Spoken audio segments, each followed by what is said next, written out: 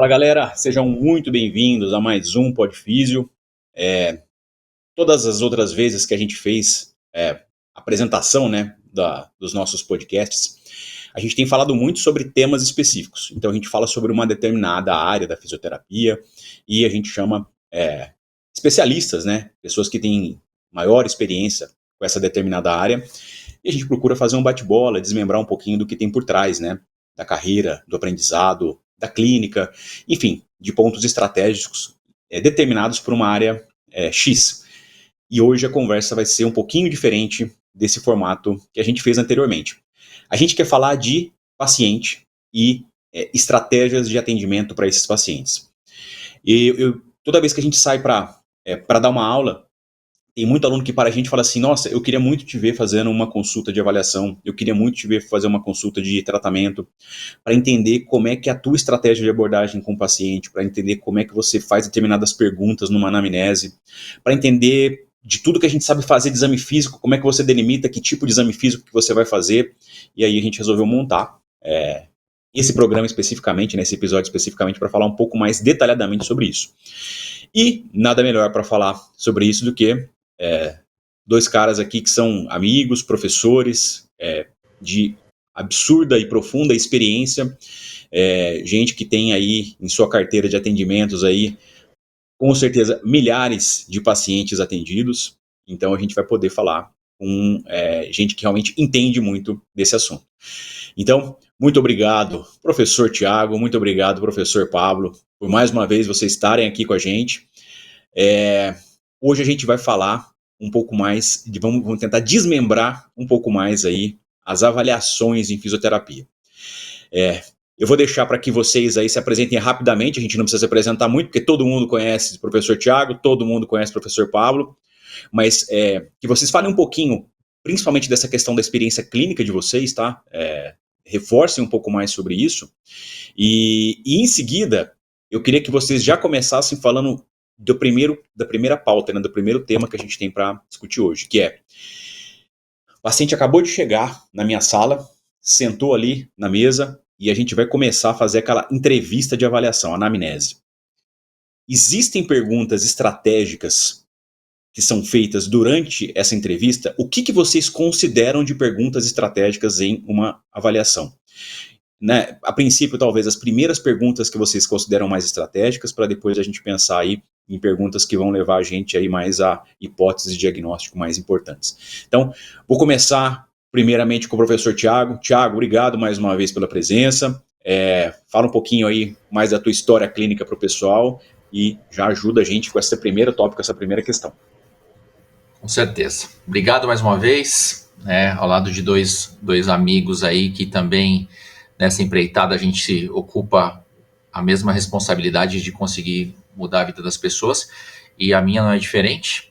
E eu também, quando eu entrei na fisioterapia, não sabia que eu gostava tanto de poder ajudar e acolher as pessoas, num sentido de trazer não só melhora de capacidade, mas também devolver tudo que a pessoa, na verdade, veio buscar do seu convívio social, do seu convívio profissional e por aí vai, né? E aí as coisas foram fluindo, e já se contar desde a época da faculdade, que eu já me considerava fisioterapeuta. Então vamos lá, em 98 para hoje, são 26 anos aí de muita luta, de muita entrega e de atendimentos diários, né? Isso que é o melhor. E história para contar, a gente pode passar aqui, acho que meses aqui falando de tantas vidas, de tantas almas aí que a gente conseguiu realmente dar um pouco de carinho e devolver um pouco que a vida me deu. Então, acho que todo dia eu entrego um pouquinho da minha para todo mundo que eu toco. E falar de paciente, falar de avaliação e falar dessas vidas que te procuram, sempre no momento. Fisioterapeuta é assim, né? Você tá no churrasco, você tá no shopping, você tá em qualquer lugar, você é visto como o salvador da pátria. É aquele cara que quer conversar com você, ele quer pedir uma ajuda e ele quer que você dê um caminho. E isso eu não vejo como ruim, eu vejo isso como profissional de linha de frente, né? O médico era muito desse jeito, era muito tratado desse jeito. e ver o fisioterapeuta e ver a fisioterapia sendo tratada desse jeito, eu fico muito feliz, porque as pessoas, o reconhecimento, ela vem pelo resultado, o reconhecimento não vem por si próprio, né, pelo nome da pessoa, pelo profissional. Eu acho que tem muita coisa aí por trás de tudo isso, que é a classe. Então eu vejo por isso. E puxando para a pergunta, né, para a gente ficar um pouco mais interessante, sobre a entrevista, sobre como que você pergunta, como que você se prepara, eu imagino assim, tá? Eu vou imaginar um cenário como eu tivesse em cima de um palco, e nesse palco ele tem uma luz. E essa luz, ela tá ali para receber mais algumas pessoas. E quando um paciente ele entra, eu preparo o ambiente. Eu me preparo para poder atender e receber essa pessoa. E quando ela entra no meu consultório, eu sei o nome dela, ela tem um nome, e se ela tem um nome, ela tem uma história, certo? E eu também, pela ajuda da minha secretária ou alguém que possa me ajudar, pelo menos eu saber o que está acontecendo, para eu conseguir puxar a empatia, para eu conseguir, né, me mostrar que eu estou ali ativamente, construindo um caminho no momento de dificuldade. Então, se o paciente tem um nome, o paciente tem uma história e o paciente tem um problema e eu acredito naquele problema. Outra coisa, quando eu me posiciono para receber esse paciente, quando eu coloco ele sentado na minha frente, eu nunca fico de frente para ele. Eu sempre me posiciono lateralmente a ele, porque a gente não se encontra numa batalha. Então eu construo uma forma de escutá-lo e pelo menos repetir uma vez a história que ele me contou, porque talvez ele tenha passado por alguns lugares que não tenha dado tempo de contar, não tenha tempo de ter tido valor para isso. E você escutar ativamente para uma pessoa independente de classe social é muito valioso, porque talvez no nosso dia a dia e na nossa correria isso não exista mais, ou exista muito menos do que existia, você parar para escutar alguém e poder dar um caminho. As pessoas querem falar ao mesmo tempo, né? Então esse ouvinte ativo, ele é muito importante, tá? Então, você conseguir fazer isso, fica muito mais fácil para você detalhar algumas coisas, Brunão, porque eu gosto de identificar, antes de falar, ó, você tem um problema nisso, olhar um exame, eu começo a identificar o perfil do paciente. Se ele é um perfil idoso, se ele é um perfil esportista, se ele é um perfil sedentário, se ele é um perfil depressivo, se ele é um perfil afetivo, se ele é um perfil ansioso, né? Porque a gente o protocolar uma patologia é muito complicado e mais para frente a gente deve falar um pouco disso. Então, quando você valoriza, né, o perfil do paciente, fica muito mais fácil de você se comunicar.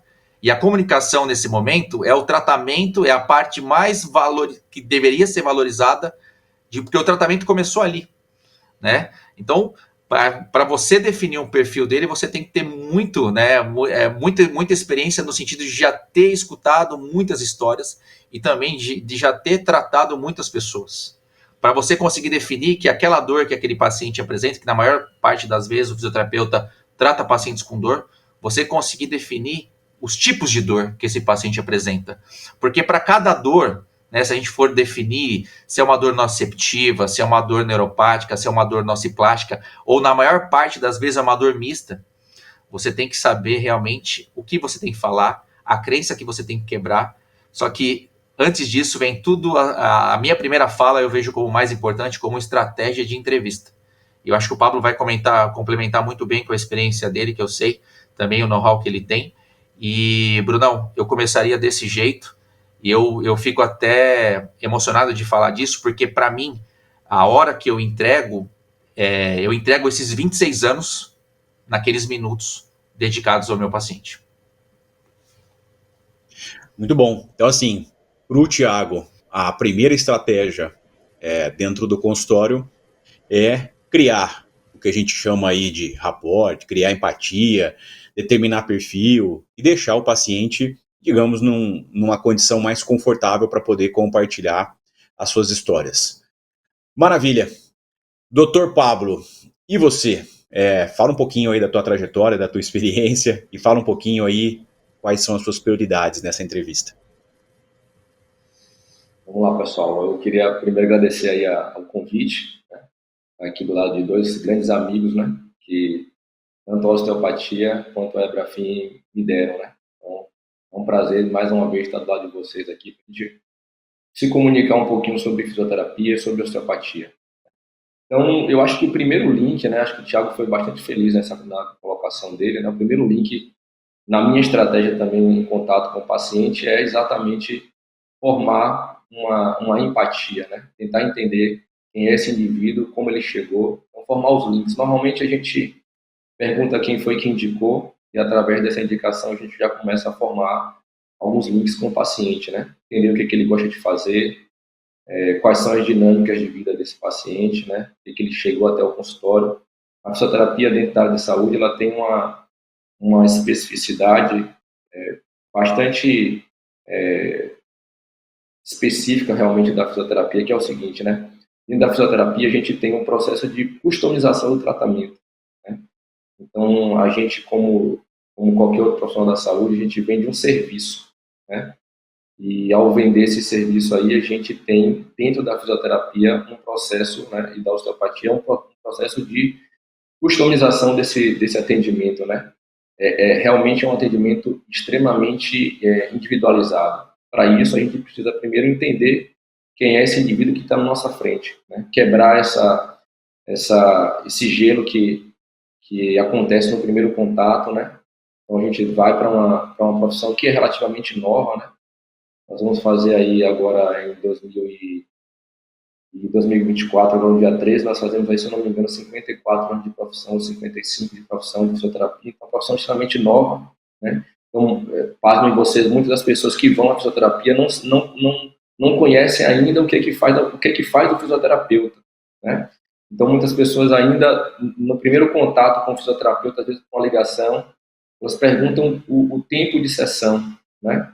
Diferente de quando vai a um dentista ou quando vai a um médico que não pergunta quanto tempo dura uma sessão, e sim se vai ter uma entrega, se vai ter um diagnóstico, vai ter um tratamento a partir dali. Então, as pessoas não conhecem ainda o que a fisioterapia pode entregar, né? Então, o meu primeiro passo nesse paciente, além de formar um link com o paciente, fazer com que ele entenda, que eu possa entender o universo dele, é explicar para ele o que o fisioterapeuta faz, o que o fisioterapeuta faz, o que o osteopata faz, para daí a gente começar a quebrar o gelo e aproximar o paciente, né? Então, nessa dinâmica, o meu principal processo é aproximar o paciente, entender um pouquinho da dinâmica desse paciente, o que ele veio até o consultório, o que trouxe ele até o consultório, e a partir daí a gente começar a fazer de fato a anamnese.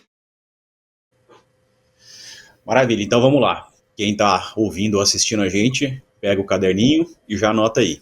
Como que a gente começa um trabalho? Primeiro, é o que a gente chama de acolhimento, humanização, é um pouco, digamos que esses são alguns termos da moda aí, mas isso é essencial. Não é para o fisioterapeuta, não. É para qualquer pessoa que se propõe a trabalhar com gente.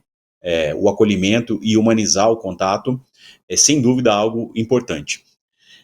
Então, lembra que é importante saber o nome, é importante saber o problema do que o paciente tem. Pode falar, Thiago.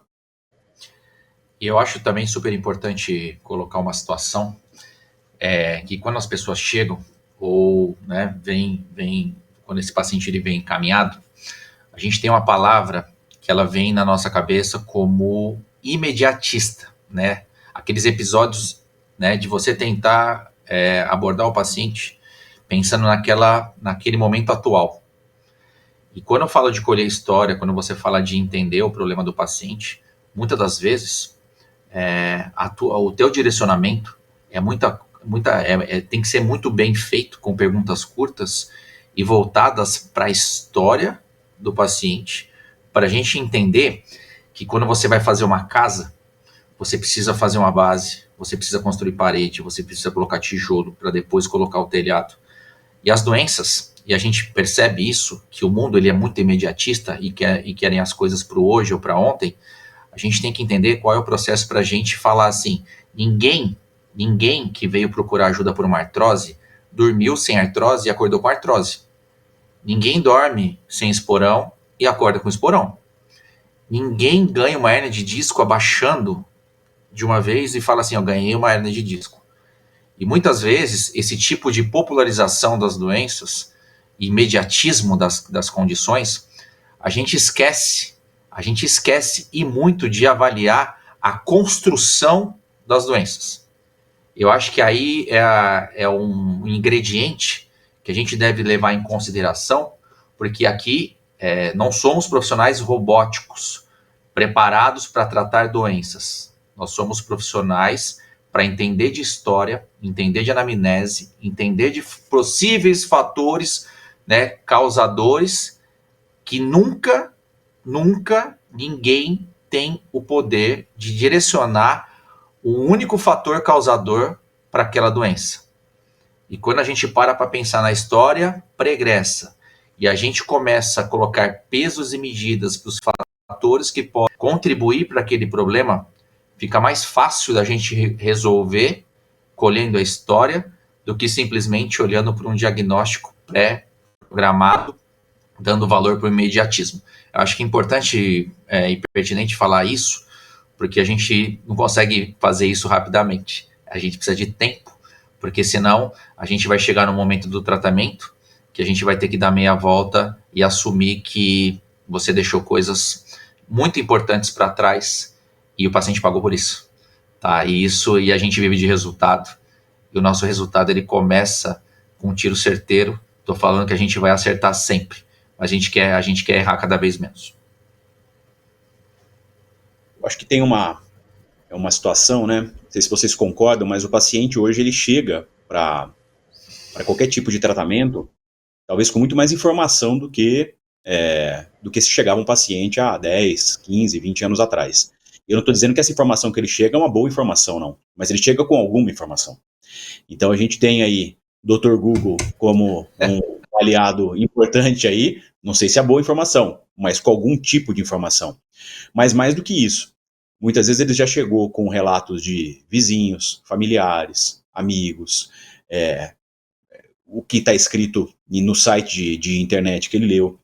Então, assim, para que a gente consiga direcionar uma anamnese e fazer com que o paciente ele conte a história, eu acho que não é só a história do paciente, é a história também que interessa ser contada naquele momento e naquela situação. Por quê?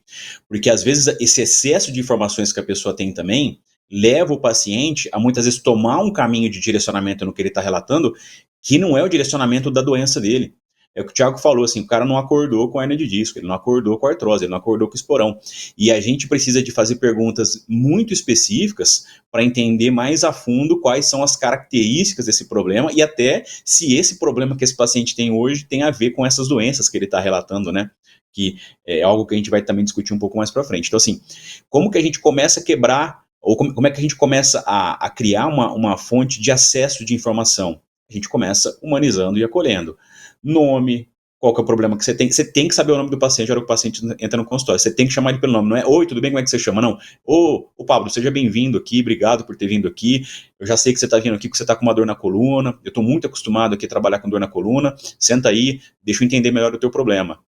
Então, quando você traz esse tipo de informação, você fala assim, putz, esse cara já sabe meu nome, esse cara já sabe o que eu tenho, e agora vamos.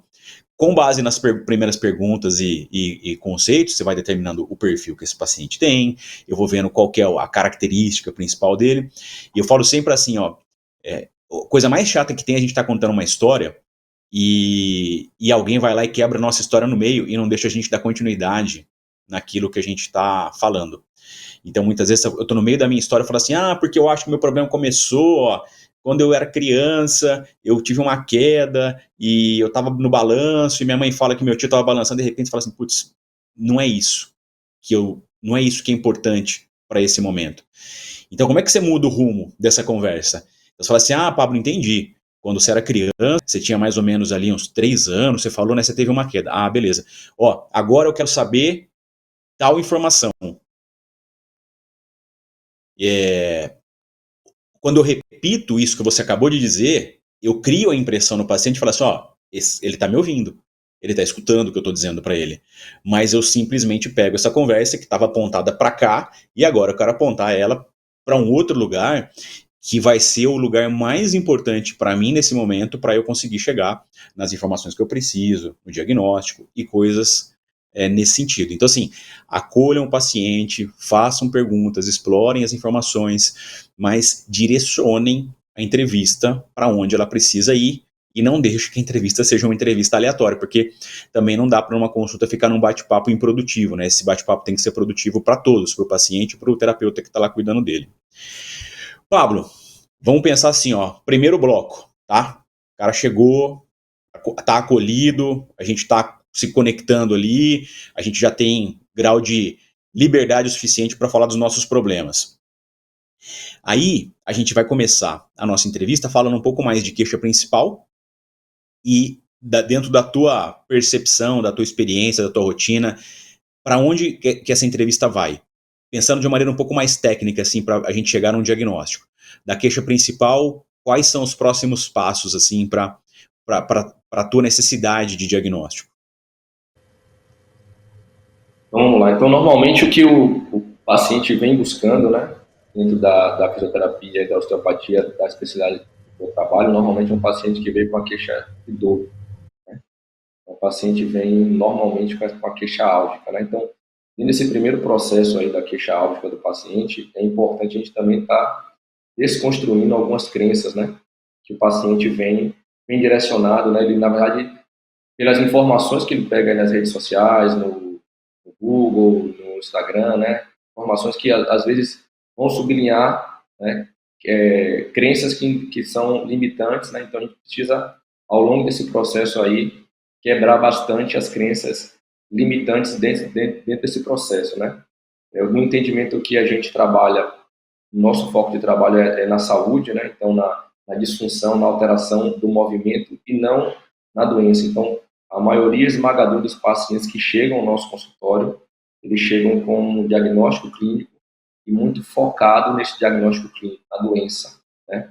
Então, demover um pouquinho o paciente desse processo da doença e tentar trazer ele um pouquinho para enxergar a saúde, como o corpo dele pode trabalhar nessa linha, né, é fundamental. Então, quebrar um pouquinho as crenças que o paciente chega geralmente com essas crenças já sublinhadas aí pelas informações que esse paciente vai pegar aí pela comunidade em geral e também pelas redes sociais, é um fator importante. Então, o direcionamento para que tipo de dor esse paciente tem é um outro fato também muito importante durante a avaliação, né? Então, saber o momento inicial dessa dor, o que piora essa dor, o que melhora essa dor, então isso é algo fundamental, importante, né? Se essa dor ela acontece em algum horário mais específico do dia, né? Para a gente poder, logicamente, ir mapeando o que esse paciente vai nos apresentar ao longo do processo de avaliação. Então, escutar o paciente, que tipo de dor ele apresenta, os horários que são mais comuns de apresentar essa dor, e principalmente as questões que pioram ou que melhoram esse quadro álgico do paciente, me parece ser bem importante durante a condução da terapia. Isso aí. Se a gente considerar aí que 90% dos pacientes, se não mais, que procuram a fisioterapia, né, pelo menos dentro dessa área musculoesquelética aí, geral, a queixa principal é dor, né, então entender mais sobre dor e falar um pouco mais sobre dor acaba sendo aí algo realmente que faz toda a diferença. Tiago, dentro dessa questão aí dessa questão falando sobre dor, você faz as perguntas e classifica esse paciente de alguma maneira.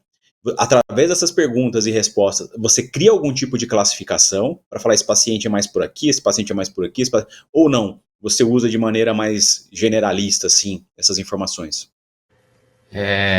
Acho que a colocação ela é importante. Eu vou ser sincero que nem sempre eu consigo classificar esse paciente na primeira consulta, tá?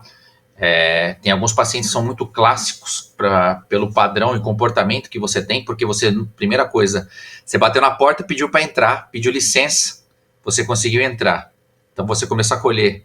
E quando você começa a escutar, cabeça baixa nunca, porque eu quero saber o que está acontecendo. Lembra que eu falei do palco? Lembra que eu falei que a gente está em cima de um palco e a gente tem que observar as coisas que estão acontecendo.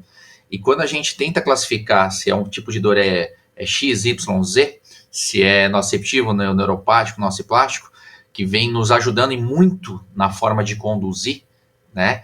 Porque é nesse momento que eu tenho que falar assim, eu tenho que voltar um pouco mais o meu pé no chão e achar que aquela ferramenta que eu gostaria de usar, pré-determinada na minha cabeça, talvez não faça tão sentido para esse paciente, para esse padrão de paciente. E eu tenho que ter isso na minha cabeça.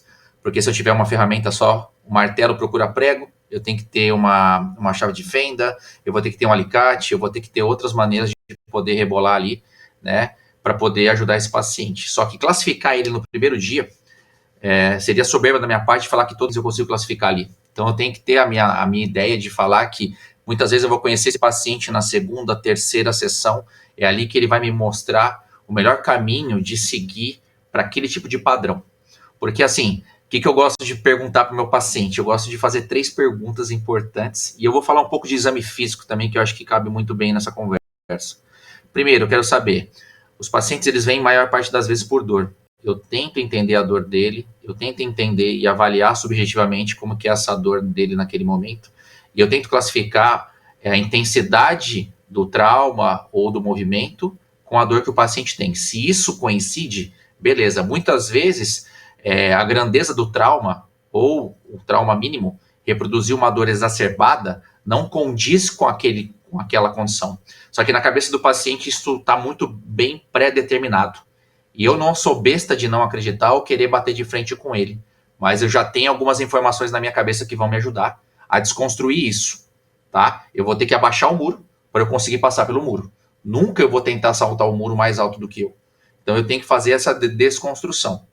Então esse é um dos primeiros pontos. Segundo ponto, eu quero saber se acompanhado dessa dor tem alguma alteração na qualidade autonômica desse paciente, que eu quero saber se ele dorme bem ou não. Tá? Que isso faz muito sentido para mim, porque o paciente que tem dor não é simplesmente dor.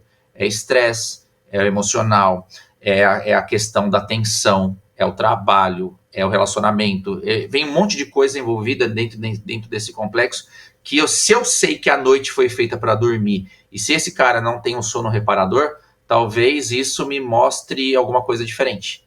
E vou mais. E muitas vezes esse paciente, depois que ele começa a fazer principalmente a osteopatia, e quando ele começa a fazer a reabilitação também com a parte de exercício, e o fato do paciente não melhorar a dor, mas ele melhorar a qualidade de sono, isso é um ponto positivo muito importante. Porque você está conseguindo fazer um controle, uma homeostasia, um reequilíbrio daquele organismo. E a terceira pergunta que eu faço, e eu falo isso muito em sala de aula, é como que está a sua qualidade intestinal?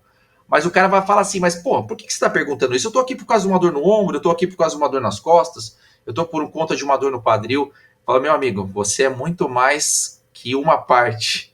Você é a somatória, você tem uma engrenagem que funciona a seu favor, então a gente tem que entender o corpo de uma maneira um pouco diferente. Porque seria muito clichê eu falar que eu tenho que me preocupar com o todo. O paciente não entrou com o menisco andando, não foi um tendão que chegou na minha sala, não foi uma parte do corpo, senão ele mandaria uma foto para mim no WhatsApp de um exame ou de como está o joelho dele e eu mandaria alguma coisa, né? Então essas 3 perguntas, dor, qualidade de sono e funcionamento intestinal, mostram muito como que esse paciente se apresenta dentro de um estado de alerta por um motivo de uma doença, certo? Então eu tenho 3 pontos, para poder evoluir com ele positivamente e saber se essas coisas elas estão tendo alteração ou não, mudanças ou não, e não é só a dor que eu avalio. E eu falo isso muito para o paciente, né? Quando eu falo de dor, o dia que você está com dor, você tem que vir. O dia que você está com mais dor, você tem que vir também. E o dia que você está com pouca dor, você tem que vir. Sabe por quê? Porque eu tenho que gerenciar, porque a tua dor é uma montanha russa. O dia que você está em cima, se manter. Só que o dia que você estiver embaixo, que eu já espero que isso aconteça, você tem que vir também. Porque o camaleão sou eu. Cada dia é um dia. Tá? Eu não consigo te tratar da mesma maneira. Nem nas sessões de osteopatia, nem nas sessões de reabilitação, com movimento, com o que seja que você faça com os seus pacientes. Então, isso nos tira do sério para mostrar que todo dia é um dia diferente. E o paciente tem que entender que o processo da evolução ela tem que passar por essas lombadas. Só que eu também tenho que enxergar que eu fui lá, fui viajar, eu entrei numa floresta, o caminho estava maravilhoso. 90% ele estava maravilhoso. Só que eu fui lá e topei num tronco e caí. Eu esqueci os 90% e fiquei focado nos 10%. O paciente ele é desse jeito. Pela nossa caminhada, ele vai se preocupar com o ponto que ele quer se apoiar, que é o ponto negativo. E a gente tem que mostrar qual é o caminho que ele tem que fazer para poder sair disso. Então, quando o paciente chega, além disso, dessa preocupação, eu também tenho a preocupação, aí eu vou lá atrás, tá? Então, desculpa eu prolongar um pouco aqui, mas eu vou lá na propedêutica. Você abriu um livro, o professor falou, você tem que decorar 50 nomes de testes de avaliação, porque cada cara falou assim, não, eu tenho que ser o cara, eu vou colocar o meu nome no teste, porque foi eu que descobri. E a gente tinha que, além de fazer o teste, a gente tinha que decorar o nome do cara. E aí a gente chamava de testes ortopédicos.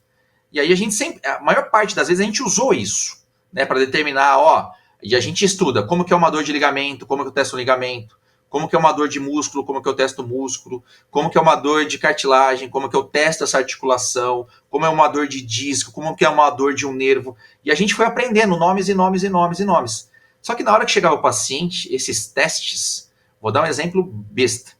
Para ombro, você tem muito teste que avalia o movimento de abdução. Por exemplo, teste de lata vazia, o teste de Job, e aí você vai lá. Só que ninguém parou para pensar que a maior parte dos movimentos que a gente faz é em flexão. E a gente avalia o ombro mais em abdução e menos em flexão. E aí a gente começa a repensar algumas coisas. Por quê? Porque assim, você começa a pegar laudo de ressonância de quadril, você vê que grande parte deles está escrito tendinopatia glútea e alteração labral. Quando você pega uma ressonância de ombro, você vê grande parte deles mostrando alguma lesão no tendão do supraespinhoso.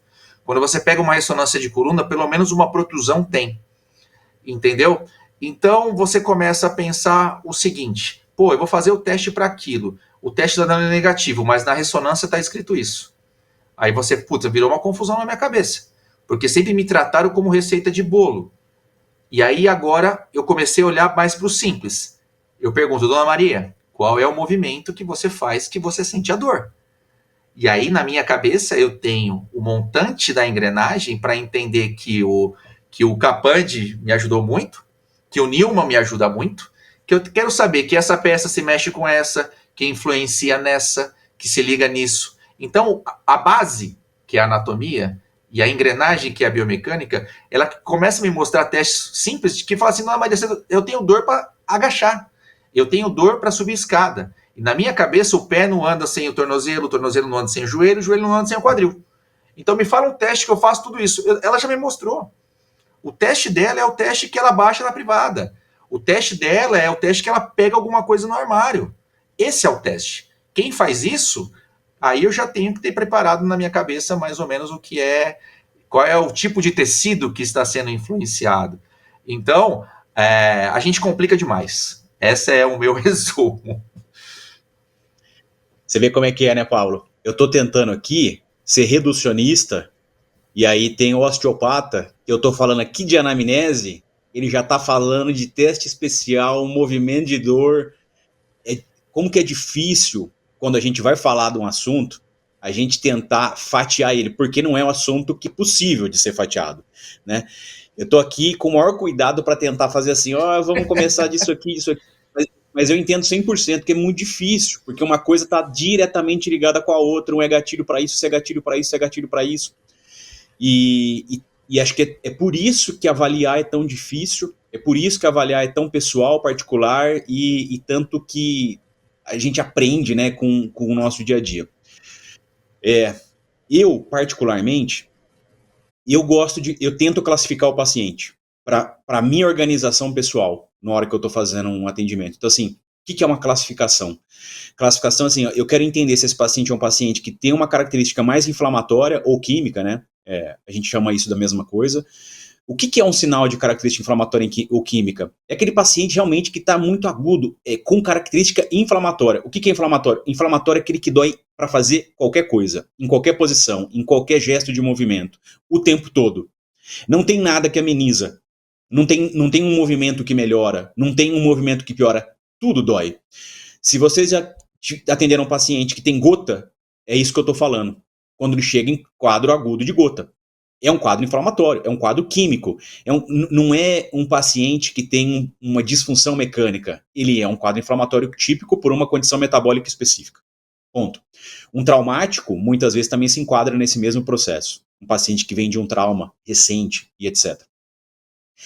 Depois eu gosto de classificar assim, não, é um paciente que tem dor em determinados movimentos, ou a dor ela exacerba de maneira importante, ela diminui em outros movimentos, ela piora quando a gente estressa mais aquele movimento, quando a gente sobrecarrega mais aquele movimento, ela piora, quando a gente descansa, ela melhora.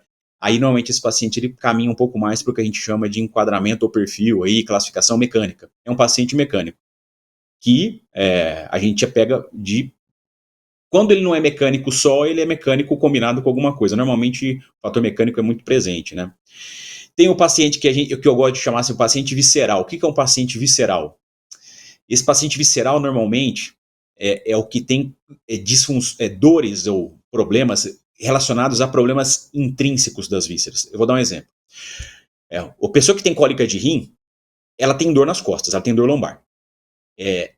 Mas quando ela deita em determinada posição, essa dor melhora. Mas ela não melhora por muito tempo. Dali a pouquinho essa dor começa a voltar. E daqui a pouquinho ela entorta para o outro lado, porque o outro lado agora é a posição de conforto. Isso diferencia esse paciente do mecânico, porque ele tem posição de conforto, mas essa posição ela dura pouco. E essa dor vai o tempo todo mudando. Não tem alguma coisa que resolva de maneira rápida, concreta, essa dor. Mas ele mudando de uma forma para outra. As meninas que têm dor de cólica, de TPM, muitas vezes ela deita numa posição, tá com muita dor, muda a posição, essa dor diminui, daqui a pouco tá doendo de novo, muda a posição de novo. E isso envolve um outro tipo de estratégia, um outro tipo de abordagem. Em osteopatia a gente fala muito, né, de dores e problemas também, não só por problema intrínseco da víscera, mas muitas vezes por congestão visceral. Ou ele vem numa outra classificação que eu chamo de classificação emocional, entre aspas, esse emocional, que vai ter muito a ver com crença.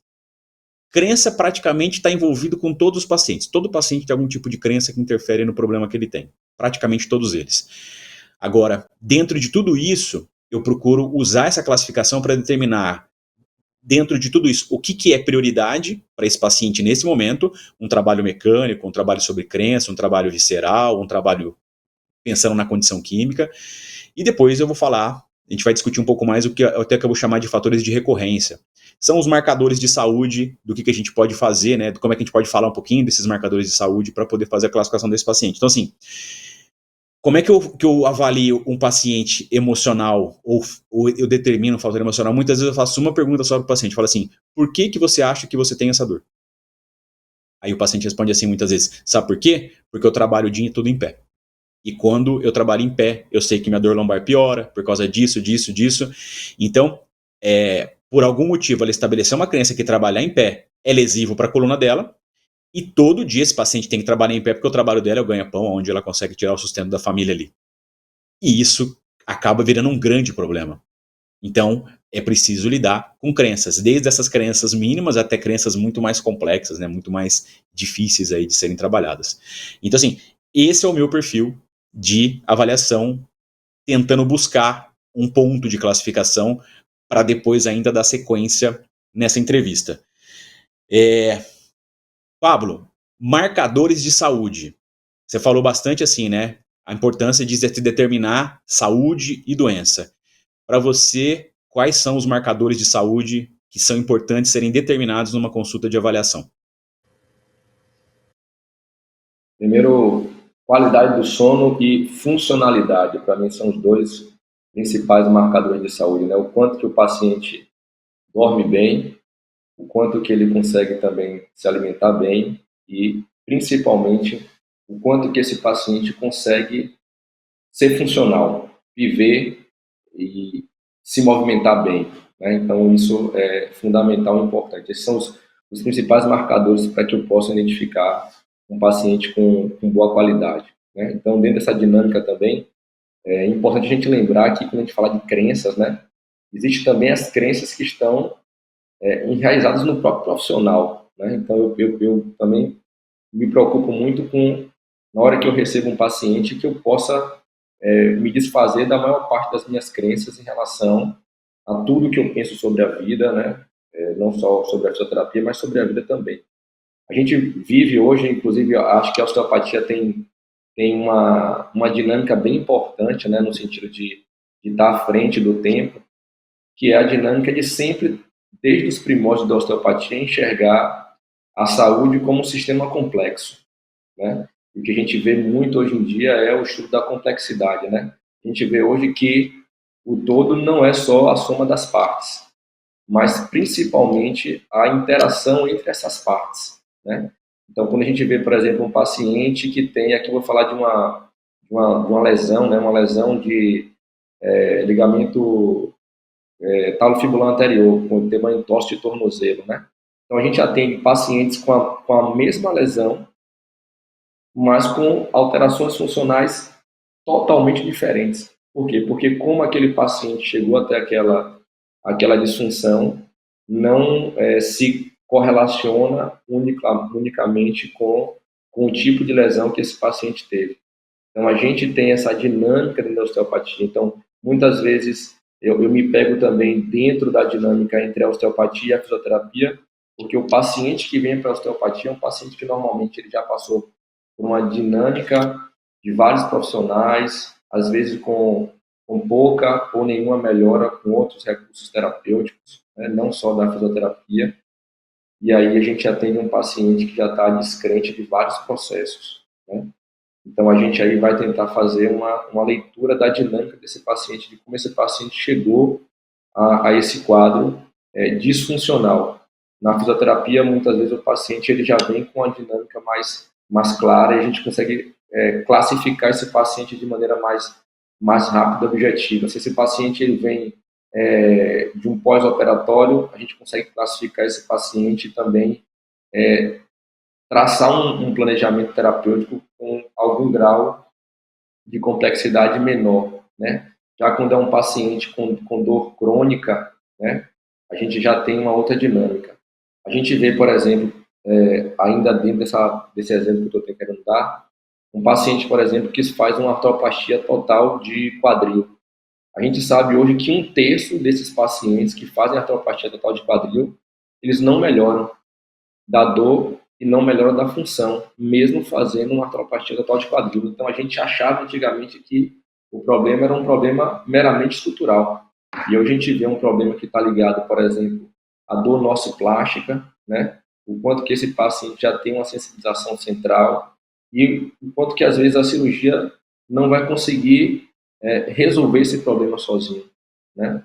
Então, a gente tem essas possibilidades de um entendimento da complexidade do paciente, né? Tentar entender um pouquinho a dor do paciente, quais as relações que esse paciente tem da dor com o seu trabalho, com a sua vida familiar, né? Aqui eu tenho um caso bem interessante que fala sobre esse processo de dor de um paciente aqui, um paciente que ele é filho de uma grande referência da medicina aqui em Salvador, né? Na verdade, nem em Salvador, no norte e nordeste aqui.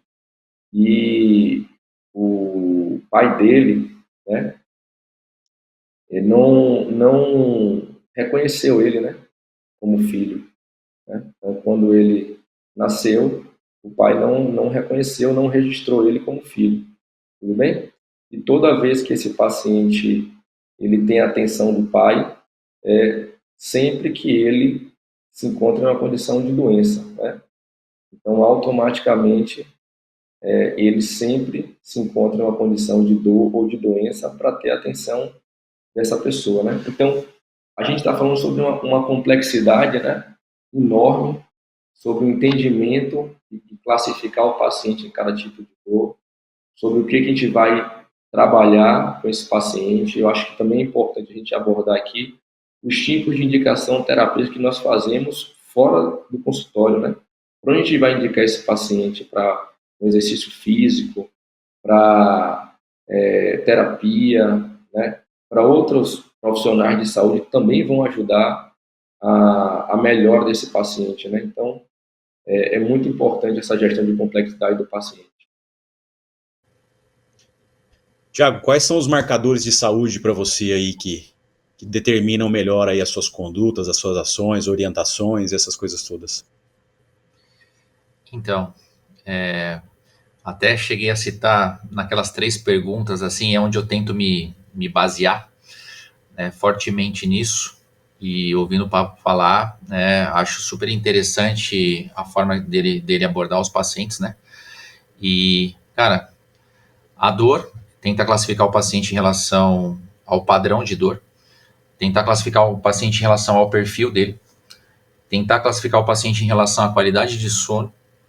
E eu tenho uma pulga atrás da orelha ainda, que eu acho que vai dar uma virada em muita coisa aí daqui para frente. E eu espero conseguir arrumar mais tempo para isso, que é falar de intestino. Tá? Eu acho que aí também eu tenho uma pulga atrás da orelha faz tempo.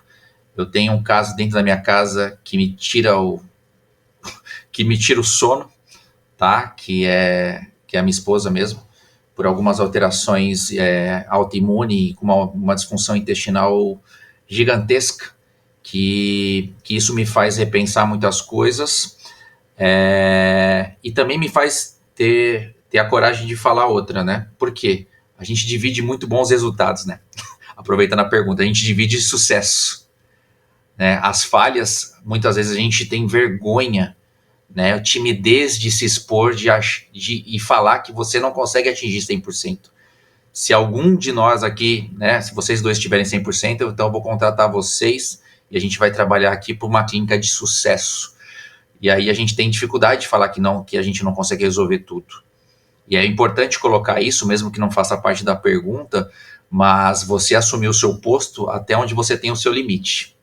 E você assumir a sinceridade com o teu paciente, né, que aquilo lá não é passível do seu tratamento e você não pode receber por uma coisa que você não acredita.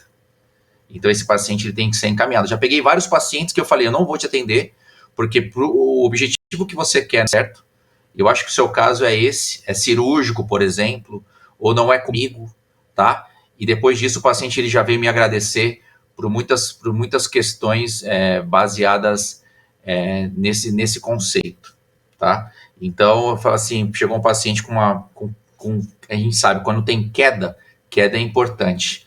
Por exemplo, o cara caiu com o ombro aberto e foi um trauma importante, limitação de movimento ativo, o paciente com uma dor de intensidade 9, eu falo, a primeira coisa que eu quero é um exame de imagem, porque a conduta para uma lesão traumática ela é muito diferente de uma lesão atraumática, e a gente não pode perder tempo. Então, você ganha o paciente pela sinceridade, e a gente tem que ter noção também que a gente tem que começar a dividir os casos que, igual eu falei, esse caso da parte intestinal, que eu tenho alguma dificuldade em alguns pacientes, mesmo com distensão abdominal, com alterações de dores musculoesqueléticas, com um sistema muito mais, né, de uma complexidade maior. A gente tem que ter isso, porque é isso que nos tira do sério para poder estudar mais e entender um pouco mais das coisas. Mas a gente não tem 100% disso tudo.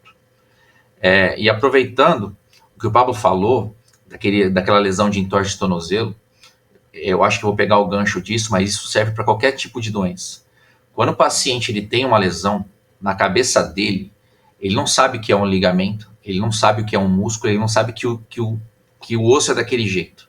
Quando ele recebe a informação, ele fala assim, você tem que ficar 45 dias de bota sem colocar o pé no chão. Porque se colocar o pé no chão, vai ser o desastre. Tua perna vai cair, o teu mundo vai desabar e você nunca vai andar, né? Então, na cabeça do paciente é isso. O paciente que não tem a informação, ou pelo excesso, ou pela falta, sei lá, acho que isso gera um estresse muito grande. Então, e a gente sabe que o paciente ele vai estar com a gente diariamente.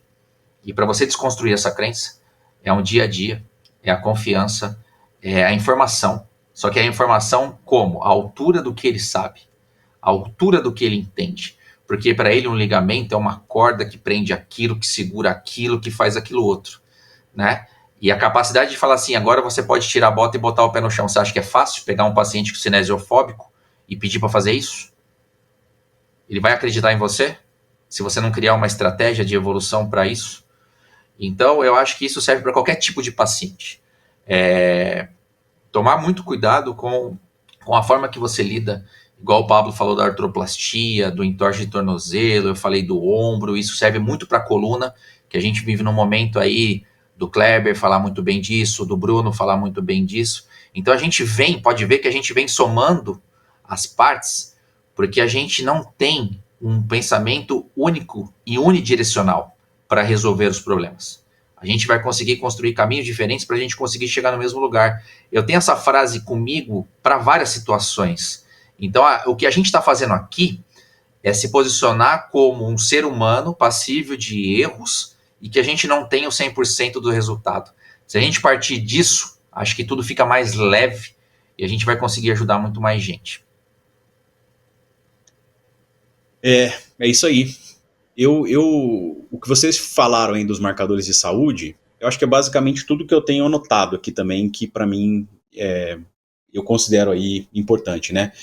O Thiago falou de intestino, mas aí eu acho que entra já falando muito da questão da alimentação, né? A gente também é fruto, resultado do que a gente come, como a gente se alimenta. O sono é isso aí, é um marcador dos mais sensíveis aí para a condição de saúde geral.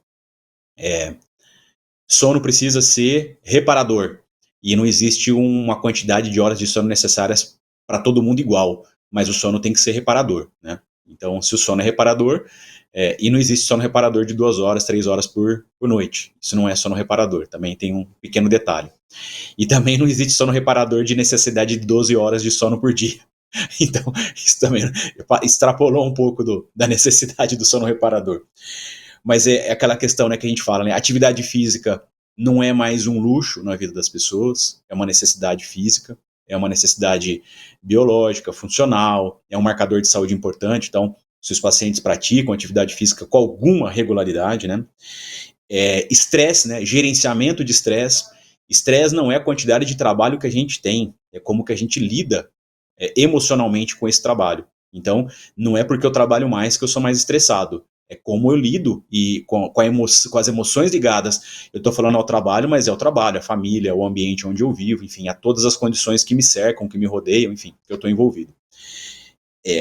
Eu considero, quando o Pablo falou de uma outra que eu nem tenho anotado aqui, mas eu acho que faz muito sentido, que é a funcionalidade. Né? Funcionalidade realmente faz muito sentido, porque um indivíduo, ele pode até ter dor, ele pode até ter uma lesão, mas se ele não for funcional, esse é um marcador realmente aí que vai fazer bastante diferença no dia a dia dele. E eu, particularmente, assim, acredito muito nisso. Eu consigo ver esses marcadores de saúde de duas formas. Assim.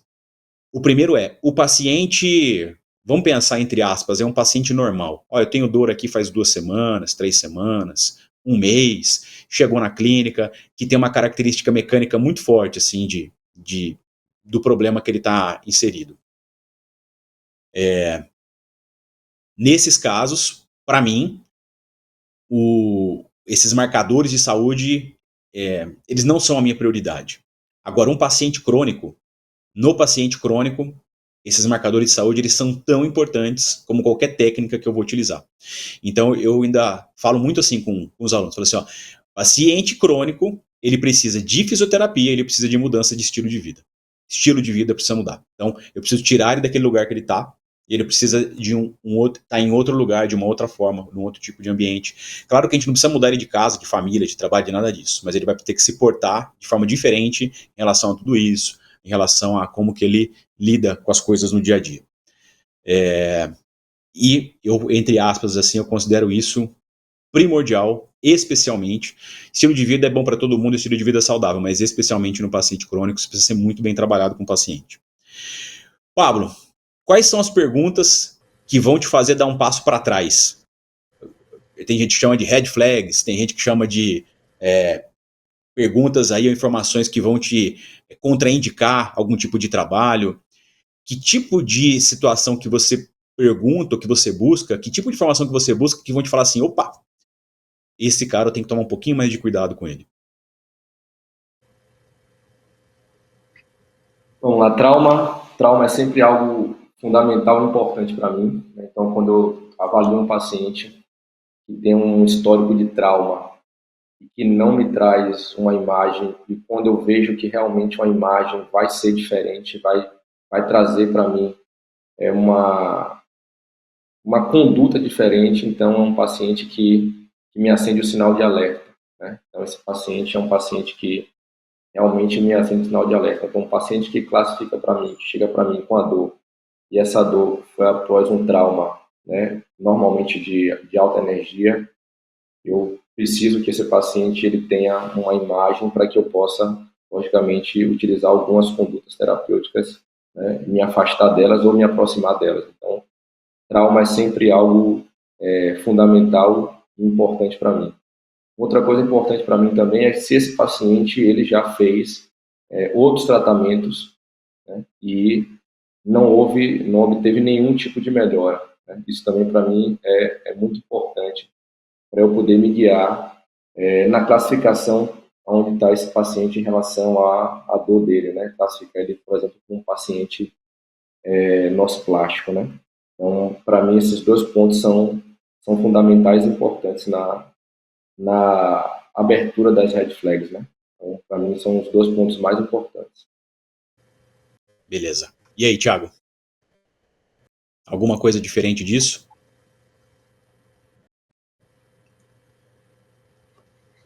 Vamos lá.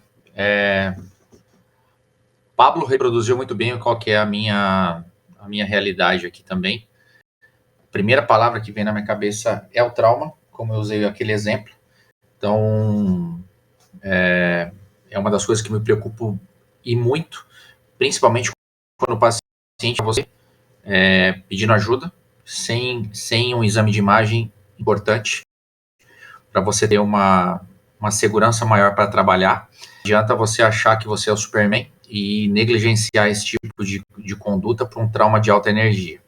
Tem coisas assim que a gente consegue, né, com a ciência tentar resolver isso, mas, por exemplo, um outro caso, né, sem ser trauma, mas eu tô com uma paciente de 80 anos, chega dirigindo, independente, fala bem, clareza, sabe me explicar tudo certinho, mostra movimentos perfeitos, só que quando você olha na imagem, você vê uma fratura por osteoporose em T12, entendeu? Então é uma paciente assim, não tô falando só tô falando de exercício mesmo, tô falando de você orientar ela a fazer algum tipo de, né, de atividade, porque você fala idoso, com osteoporose, você começa a pensar na tua cabeça, para mim é muito melhorar isso, melhorar aquilo, mas, né, tem algumas coisas que a gente tem que olhar para dar tipo de a gente tem que poder avaliar como o trauma foi esse caso dessa minha paciente com osteoporose é um outro caso. E também tenho no meu dia a dia, na minha rotina, muitos pacientes com uma dor sem melhora, pacientes que têm aumento de intensidade da dor, e aí a gente já fica com o pé atrás, a gente tem que olhar muito melhor e pedir ajuda, porque essa doença pode ser um parâmetro maior que tenha, né, algum tipo de uma compressão mais importante ou um problema mais sério, por exemplo, como o CEAS, que muitas vezes, né, eles passam desapercebidos. Eu faço tratamento de pacientes oncológicos, faço tratamento de pacientes que estão em tratamento. Esse é um tipo de abordagem também que a gente tem que tomar muito cuidado, mas não é que eu não vá tratar esse paciente, tá? Não é isso. Eu vou tratar, mas que eu vou ter um pouco mais dessa minha atenção para as minhas yellow flags, para as minhas red flags, isso também vai me chamar a atenção. Então, dentro da minha realidade, é isso que acontece. Alguns casos que eu contei para vocês que eu tenho de experiência no dia a dia. Pode falar, Pablo. Eu tenho um caso interessante para contar, né? Uma aluna, né? Isso aconteceu com uma aluna minha na faculdade. Né? Então, estava dando aula, inclusive, de ortopedia nesse dia, fisioterapia aplicada à ortopedia. Ela não era minha aluna dessa disciplina. Eu estava no final da aula já, ela chegou na porta da sala, e na porta da sala tem um vidrozinho, a gente chama de aquário, né? O aluno, então, olhou ali pelo aquele vidro. E aí ela me chamou, eu fui até a porta da sala, e ela falou: professor, eu estava vindo para a faculdade e acabaram de bater no fundo do meu carro, né? E o meu pescoço fez assim, para frente e para trás, mas o carro machucou um pouquinho, né? Machucou um pouquinho que ela não conseguiu se deslocar de carro até a faculdade, né? O carro ficou parado lá. E aí ela pediu para eu, quando acabasse a aula, eu manipulasse a cervical dela. Ela sabia que eu trabalhava com osteopatia, então normalmente a gente tem um vínculo muito forte com as técnicas manipulativas, né? Pedi para que ela esperasse, ela ficou na sala esperando, ela estava com a cervical bem travada, né? E aí, quando acabou a aula, eu fui avaliar ela, né? Então, perguntei como foi o trauma e tal. Falei, ó, que não dá pra gente manipular, o mais importante aqui é que você faça a imagem. Essa faculdade ficava, assim, a 50 a 100 metros de uma clínica de ortopedia. Ela foi até a clínica de ortopedia e foi avaliada por um médico. O médico, então, solicitou para ela fazer uma radiografia. Ela fez uma radiografia e ela tinha uma fissura de C1, né? Então, é algo importantíssimo, né? Assim, se eu faço uma técnica manipulativa ali na cervical dela, muito possivelmente podia ter uma complicação grave, né? Um outro processo importante para a gente na fisioterapia, que está na nossa mão, é a síndrome da cauda equina, né? Então, muitas vezes está com um paciente com dor lombar, esse paciente vem evoluindo bem na fisioterapia e note que esse paciente, a responsabilidade é totalmente do fisioterapeuta, porque o fisioterapeuta que está em contato, às vezes diário com esse paciente, 3 vezes por semana, 4 vezes por semana. Esse paciente vem evoluindo muito bem, muito bem. De repente aconteceu alguma coisa, às vezes a nível domiciliar, às vezes a nível do trabalho do paciente, o paciente chega no outro dia queixando de muita dor, com disfunção de esfíncter, com fraqueza súbita de musculatura, e aí esse paciente a gente já sabe que tem que encaminhar esse paciente diretamente para o hospital, um paciente gravíssimo, né? Então a gente precisa estar atento a esses sinais, né, de aumento súbito da dor, de pacientes que vêm de tratamentos que não melhoram por nada, né, e de traumas, né? A gente precisa ter bastante atenção a esses 3 pontos. Perfeito. Eu penso muito que tudo que vocês disseram tem muito a ver com os sinais inflamatórios mais importantes, né? Por exemplo, essa paciente que tem uma dor de uma fissura, de uma fratura, é completamente diferente de uma dor mecânica cervical. Porque uma lesão óssea, ela provoca dor constante o tempo todo, em qualquer movimento. O pescoço está travado e está travado realmente como um todo, como um bloco. Não tem movimento de preferência, de movimento de dor, quer dizer, tá com dor, tá bloqueado mesmo. E acho que esse é um sinal muito forte, assim, quando a gente tem um sinal inflamatório muito de intensidade, de dor muito importante, e com essa condição de que não tem uma questão mecânica tão forte assim envolvida, acho que é o paciente que a gente deve tomar bastante cuidado, ter de repente um pouquinho mais de atenção. Isso pode ser inclusive fruto de uma condição infecciosa. Não é comum, mas pode ser. Você pode ter uma artrite séptica. O Thiago comentou de CA, né? Então, assim, se você começa a ver que isso tem a ver com um processo que a saúde dela vem entrando em crise de maneira geral há algum tempo, um emagrecimento súbito que não tem a ver com atividade física, com alimentação, com algum tipo. Isso aí sempre levanta na gente algum tipo de interrogação, assim, de como que a gente vai lidar com esse paciente daqui para frente. Então, ok. Acho que essas são algumas das bandeiras aí que as pessoas devem estar bem atentas e muitas vezes dar o passo para trás. Dar o passo para trás muitas vezes, né, Pablo, é o que você fez. É falar assim, faz um exame de imagem, procura um médico aí para te fazer um diagnóstico, né, para ajudar a gente nesse processo. Então, assim, eu posso te ajudar muito, mas talvez não agora, né, daqui a próxima etapa que eu entro com o teu tratamento. Pode complementar, Pablo. Eu acho que é fundamental e importante essa questão, não só de dar um passo atrás, mas também de saber o que a gente pode entregar ao paciente naquele momento. Acho que o Thiago foi muito feliz, né? Eu atendi um paciente há cerca de 4, 5 meses atrás aqui na clínica. Ele veio para fazer uma sessão de osteopatia, ele veio por indicação de uma fisioterapeuta, tá certo? E o que ele veio procurando aqui na fisioterapia, na osteopatia, foi melhorar a simetria de ombro que ele tinha. Então, ele tinha um ombro que era mais baixo do que o outro. Claramente, o paciente tinha 84 anos. Tudo bem? Quando eu avaliei o paciente tinha uma escoliose em S, tá certo?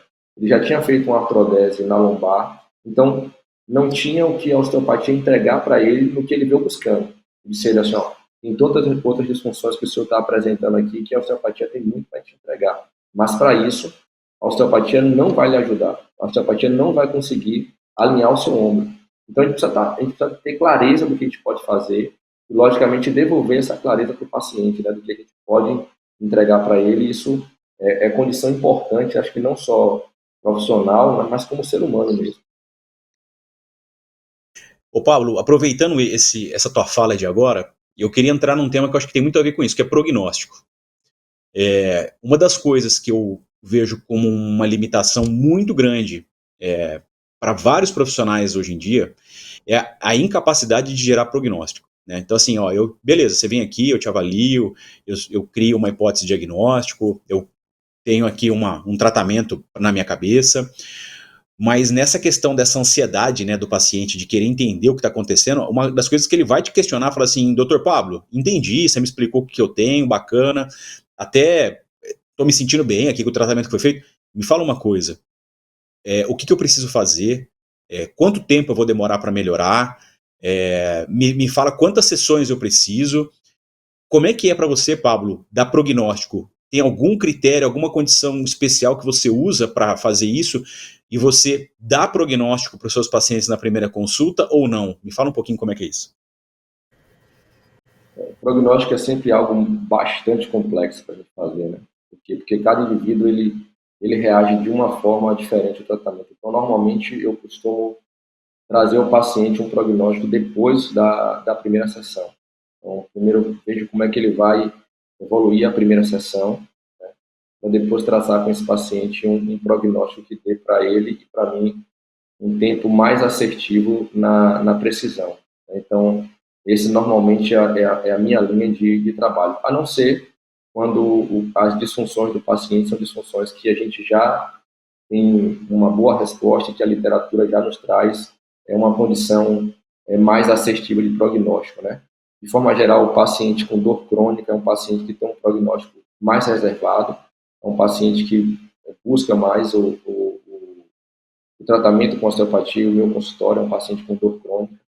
Então, normalmente é um paciente que tem um prognóstico mais reservado e que eu preciso primeiro entender como é que esse paciente vai evoluir a primeira sessão de osteopatia. Paciente traumático, paciente nociceptivo, né? A gente já consegue traçar um prognóstico mais preciso desde a primeira sessão, né? É mais tranquilo, né? Aí eu vou aqui historiar aqui um caso que foi bem interessante para um paciente que eu consegui dar um prognóstico para ela, né? O paciente que foi interessante, ela chegou aqui depois de 1 mês e meio no consultório, ela veio fazer osteopatia. Ela chegou depois de 1 mês e meio de um parto, de uma cesárea, né? Eu fiz toda a avaliação dela, da fisioterapia e também da osteopatia. Uma paciente que apresentava dor lombar, né? Chegou aqui com uma queixa de dor lombar 8, e aí eu tratei ela, fiz toda a avaliação, iniciei o tratamento dela, e do meio para o final da sessão, ela já tinha uma melhora substancial. Ela saiu de 8 para 2 de dor, né? E aí eu falei para ela assim, ó, muito possivelmente a senhora não vai precisar mais de nenhuma sessão de osteopatia, mas vai precisar fazer um trabalho de reforço muscular, que pode ser na fisioterapia, que pode ser também acompanhado por um fisioterapeuta com o Pilates, né? E aí ela sentou na maca no final da sessão, e quando ela levantou da maca, ela falou, Pablo, ainda está me incomodando o movimento de levantar. Aí eu, tá certo, então sente aqui na cadeira, fique tranquilo, assim, a senhora já saiu de uma dor 8 para uma dor 2, já está bem importante, a melhora foi bem importante, né? E aí ela sentou na cadeira, e aí eu pedi para ela levantar novamente da cadeira. O que aconteceu com ela? Ela não conseguia utilizar a dorsiflexão. Por quê? Porque ela estava no recuo total da cadeira. Então, ao levantar da cadeira, ela fazia uma estratégia de tronco e forçava a região lombar, uma região que estava enfraquecida, que estava não só enfraquecida, mas fragilizada pelo próprio processo de uma gestação, tá certo? E aí eu coloquei ela na pontinha da cadeira, recuei um pouquinho o pé dela, expliquei para ela que o movimento de dorsiflexão, logicamente que eu não falei dorsiflexão, né? Eu expliquei para ela o que era o movimento de dorsiflexão, era importante para que ela pudesse sobrecarregar menos o joelho, o quadril e a coluna, e pedi para ela levantar. Aí quando ela levantou da cadeira, a dor estava zerada. E aí eu pude explicar para ela que aquilo também faz parte do trabalho do fisioterapeuta, né? A gente tentar melhorar a mecânica do paciente, né? Estabelecer a mecânica, melhorar a mecânica, explicar para ela como que ela pode utilizar a mecânica de forma mais assertiva para ela. Então aí ela saiu do consultório com a dor zero, uma paciente que eu indiquei para fazer um tratamento de fisioterapia no sentido de melhorar o fortalecimento. Ela acabou não fazendo aqui na clínica porque realmente ficava distante da casa dela, mas é uma paciente que nos últimos 4 meses, se eu não me engano, ela encaminhou 6 pacientes, né? É uma paciente que ela teve uma resposta boa com o tratamento, e a partir da resposta boa com o tratamento, ela também fez um encaminhamento, né? Isso é importante para a gente também entender que quando a gente entrega algo para o paciente de valor, ele também vai nos devolver algo de valor que nem sempre é um retorno financeiro, né, direto dela. Às vezes é um retorno financeiro de outros pacientes que vão nos procurar por saber que a resposta do tratamento da fisioterapia e da osteopatia realmente é bastante eficiente. Maravilha. Tiago, como é que essa questão do prognóstico para você, da aceitação dos pacientes, tirando eu de paciente não sirvo de referência, mas pega um paciente normal, escuta o que o fisioterapeuta fala e que cumpre certinho o que está sendo programado. Como é que é o prognóstico para você? Como é que é a aceitação do paciente ao prognóstico? Como é que é a fidelização dele ao tratamento? Fala um pouquinho disso. Tá? Isso aí é uma luta, tá? É uma luta diária, porque a primeira pergunta é: eu tenho que parar de fazer isso? Eu vou ter que parar de jogar beach? Eu tenho que parar de jogar tênis? Eu tenho que parar de correr? Né, quando o paciente tem uma lesão. Então, é um momento ali que me faz meio que sapatear assim no consultório para a gente conseguir dar um caminho, porque tenho realmente dificuldade de fazer isso na primeira consulta, mas eu tento dar um norte para esses pacientes, né? Por exemplo, chegam pacientes com lesões de tendão, que eu sei que eu tenho um período de cicatrização, né? Eu tenho um tempo hábil para poder tratar isso, ou um paciente que chega para mim também com protocolos pós-operatório, isso fica mais fácil da gente conseguir conversar, na questão do joelho, do ombro, a gente já tem mais ou menos a ideia biológica da recuperação, a gente não tem como ficar brigando muito com isso. Então isso é muito mais fácil de lidar, mas quando eu pego aquele paciente que eu tenho meio do linha de fogo, porque assim, um lado aqui está falando para com tudo, e o outro lado fala, não, vamos tentar dosar e deixar esse paciente continuar fazendo de uma forma adaptada, assim a gente conseguir fazer aquela restrição total, porque eu sei que eu vou perder esse paciente. Então, isso o que eu utilizo de ferramenta para poder dar esse parecer são os meus testes de avaliação. Além dos testes que eu faço na osteopatia, de tentar melhorar o paciente todo dia. Né? Na reabilitação também a gente tenta melhorar o paciente todo dia.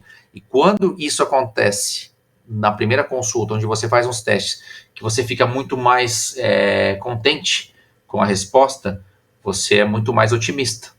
Você geralmente vai falar, nesse tipo aqui eu preciso de você 4 semanas, nesse tipo de lesão 6 semanas, nesse tipo de lesão você não precisa parar de fazer as suas coisas. Então, é um rolar dentro do consultório todos os dias. Então, os pacientes me tiram muito do sério porque eles fazem, né? Só que aí é aquela condição, você vai ter que meio que se impor para poder dar um caminho para esse paciente, mas dificilmente eu peço para esse paciente, além de dar um prognóstico, eu peço para esse paciente parar de fazer as coisas que ele vem fazendo, mas é nada mais do que uma orientação ou a conversa com o profissional que muitas vezes cuida dele junto comigo. Mas não é fácil. Beleza. Eu acho que são condições aí, prognóstico nunca é fácil, né? Mas é necessário. O paciente precisa ter perspectiva, agora a gente precisa dar informação para ele com base nas perspectivas, com toda a clareza, né? E honestidade, para que a pessoa possa entender onde ela está e aonde que a gente pretende que ela vai chegar em um determinado espaço de tempo. Na verdade, é mais ou menos essa a questão do prognóstico.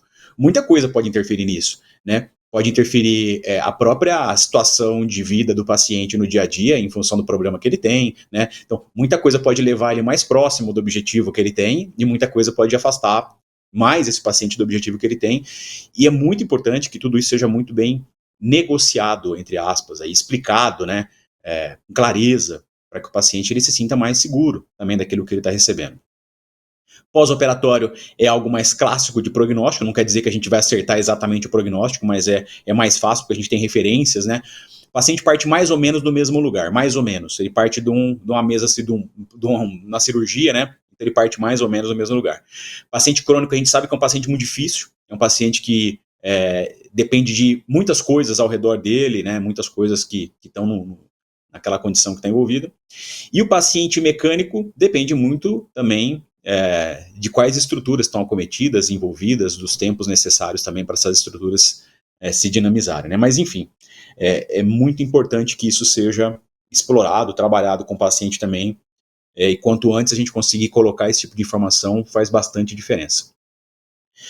Pessoal, a gente está chegando ao fim do primeiro bloco do nosso podcast, que a gente falou sobre anamnese, e a gente até agora só falou de anamnese, e a gente vai discutir as outras etapas de uma avaliação numa próxima oportunidade. Mas pensando nesse primeiro bloco aqui, Pablo, nessa primeira parte de anamnese ainda, você imagine agora que tem um monte de gente ouvindo que vocês estão falando, que estão falando assim, nossa, mas o que o Pablo está falando lá, parece que eu nunca ouvi ninguém falar sobre isso, nossa, mas o que o Thiago está falando lá, eu queria entender um pouco mais sobre essa situação específica. Pablo, você tem, vamos pensar em anamnese, tá? Você tem alguma sugestão, orientação, recomendação para qualquer pessoa que está assistindo ou ouvindo a gente agora, para que ela fale assim, ó, esse é um lugar que você pode buscar um pouco mais de informação sobre isso, essas são as pessoas que você deveria seguir para entender melhor como é que elas funcionam, como é que elas trabalham? Você poderia dar alguma orientação nesse sentido? O primeiro passo é o autoconhecimento, né? Acho que o primeiro passo para você fazer uma boa anamnese é o autoconhecimento, no sentido de você quebrar suas próprias crenças, né? Esse é o primeiro passo. Depois é propedêutica, né? Tentar entender um pouquinho de propedêutica, acolhimento do paciente, você tentar acolher o máximo possível o seu paciente, tentar ouvir. O termo anamnese vem exatamente de, né, ouvir, escutar. Então, a gente poder escutar o que o paciente tem para dizer, escutar o que o paciente também está dizendo nas suas entrelinhas, né, no que ele vai, na linguagem corporal dele. Então, isso é fundamental e importante, né? Ter tempo de escuta para o seu paciente é fundamental e importante. Então, tem um tempo da sua sessão que é um tempo importante, que é o tempo para você escutar o que o paciente tem a dizer, né? Interromper o paciente o mínimo possível, né? Deixar o paciente caminhar no que ele tem para dizer. Eu acho que tem uma pergunta também que é muito importante no final do que o paciente te disse, do que você perguntou, que é você perguntar ao paciente se tem algo que você não perguntou, mas que ele acha importante de ser dito, né? Porque às vezes a gente vai lá e fica questionando, direcionando, e às vezes a gente direciona para um local que não é o local onde o paciente veio buscando, né? Então eu acho que esse é um ponto importante também. Maravilha. E aí, Thiago, alguma sugestão, consideração para onde a pessoa pode buscar mais informações sobre isso? Eu acho que a informação ela tem que vir da base, né? O que é a base?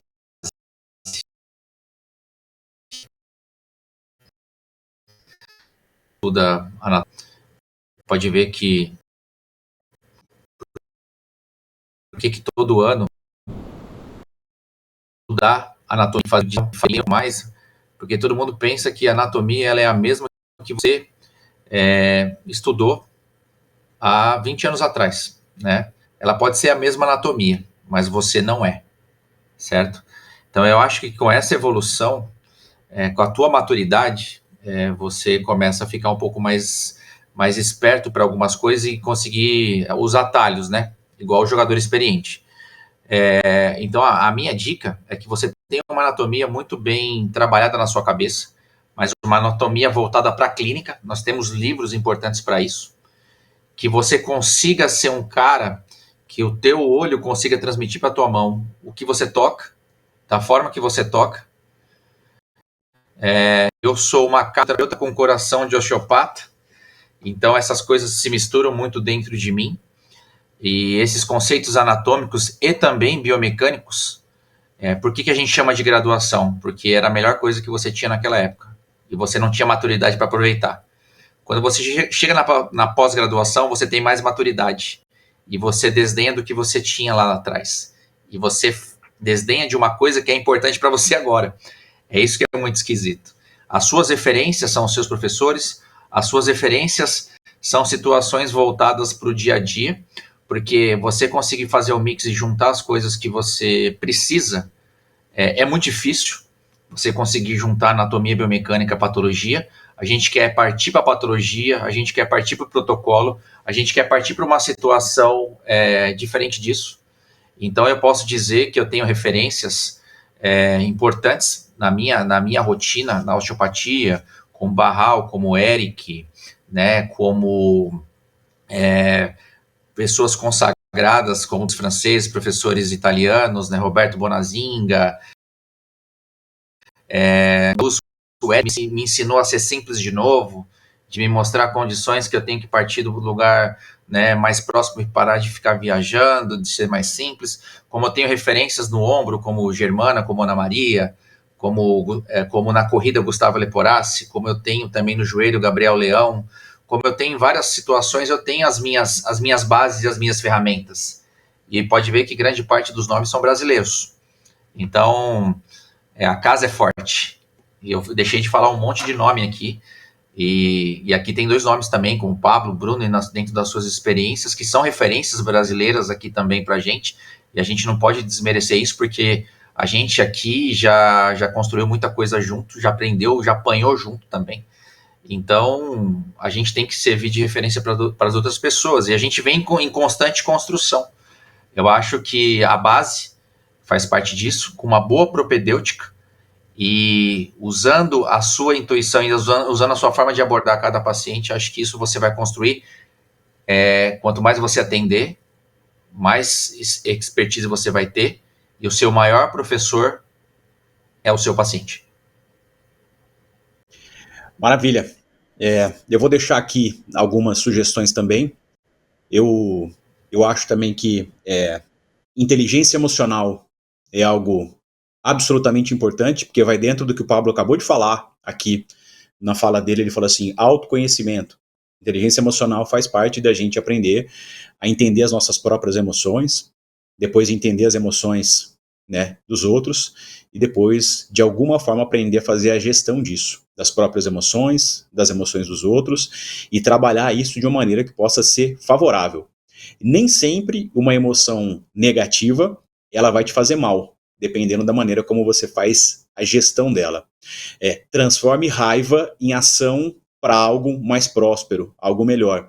Então, se deixar a raiva consumir toda a sua energia, você praticamente está perdendo um grande potencial energético para construir alguma coisa grande e melhor. Então, lidar com emoção é algo importante. Quem gosta do assunto, acho que vale a pena ler qualquer coisa que fale sobre inteligência emocional, acho que vale muito a pena. Como a gente atende 90% a 95% dos pacientes sobre dor, eu acho que é importantíssimo a gente entender mecanismos de classificação de dor. Acho que isso daí é uma coisa que é beabá, tem que saber mesmo. A gente precisa fugir do senso comum numa avaliação. O que é fugir do senso comum? Em algum momento da história, profissionais de saúde passaram a negligenciar diagnósticos e começaram a classificar pacientes com base em conjunto de sintoma e não em causa de problema. Em algum momento da história, causa de problema de fisioterapia virou LER, lesão de esforço repetitivo, má postura, posição no computador e falar no celular. E se a gente ficar preso nessa situação de falar especificamente só sobre isso, a gente deixa de buscar realmente aonde estão as causas das doenças. Então, fica aí essas minhas, entre aspas, aí, dicas, sugestões ou questões para serem aí trabalhadas. Esse podcast não acaba hoje. Esse podcast ele é a primeira parte de uma construção de uma avaliação. Então, a gente volta no próximo para falar sobre exame físico, exame de imagem e testes especiais que sejam aí os grandes diferenciais para que a gente possa formar os nossos, programar os nossos tratamentos de osteopatia. Galera, tá aqui, a gente vai deixar aqui para vocês o Instagram do professor Thiago, Instagram do professor Pablo, ele vai ficar aqui nessa tela para que vocês possam depois buscar referência, pedir ajuda. E eu vou encerrar essa apresentação de hoje sem encerrar. Fica para a próxima, Quem gostou desse conteúdo, curta, compartilha com os amigos, comenta aqui embaixo, dê sugestões, critique a gente, fale de novos tópicos de avaliação que vocês consideram importantes, façam aí reflexões ou contem casos de pacientes para que a gente possa, de repente, falar com vocês sobre isso no próximo episódio, tá bom? Thiago, show de bola, muito obrigado. Pablo, obrigado mais uma vez aí pela presença, pela participação. Tamo junto aí. Até a próxima. Valeu, pessoal.